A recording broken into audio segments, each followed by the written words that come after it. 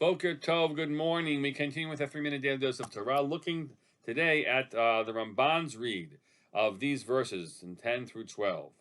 Let me read you what he says. I don't get it.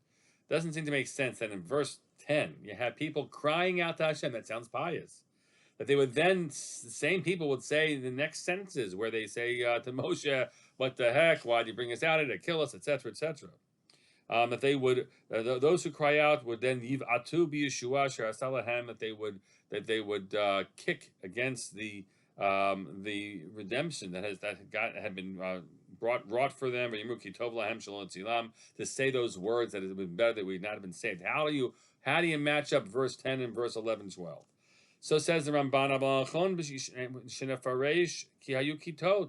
So you have to say, the correct thing to say is that there were actually different groups here, different facets and different camps. Vakatuv yisaper kol ma she'asu kulam, and Torah is telling you what each of them did. Amar kekara achat so'akat el Hashem ha'achat makeshes b'nevio. So one of those groups was crying out to God piously. The other one was attacking and denying God's prophet. That'd be Moshe. And they were refusing to appreciate and to accept the redemption that he had brought. Okay,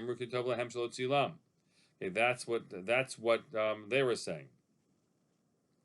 And then it will continue further. Hold on.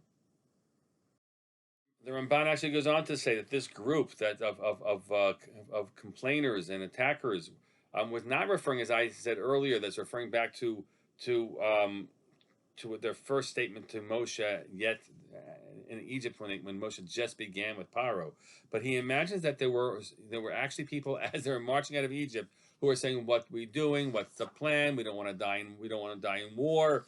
What are you gonna, what will happen to us? We're gonna die of starvation." All different variations. So that's that second voice, the group that says we're in, please Hashem save us, and the group that says we should never have done this. We need to go back. And the Mechilta identifies 4 groups. Barbaki tod amdu Yisrael al hayam. There were 4 groups. Achad omeret nipol hayam. One group said, "Let's throw ourselves into the sea." Achad omeret nachzor Mitzrayim. And one said, "Let's return to Egypt." Achad omeret nasem milchama. And one said, "Let's fight them." And let's cry out, seeming to Hashem, opposite them. And that's what Moshe in the end responds to each of them. He identifies and matches up each of the Moshe statements to these 4 groups. But we should understand that when sometimes we have this monolithic presentation that in the Torah, we imagine a monolithic, let's say the people, right, the nation, or Bnei Yisrael. We should appreciate that. No, it can't be so. And people were of very different minds at this early point and hearts at different points.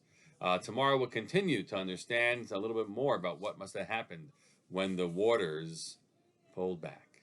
Have a great day.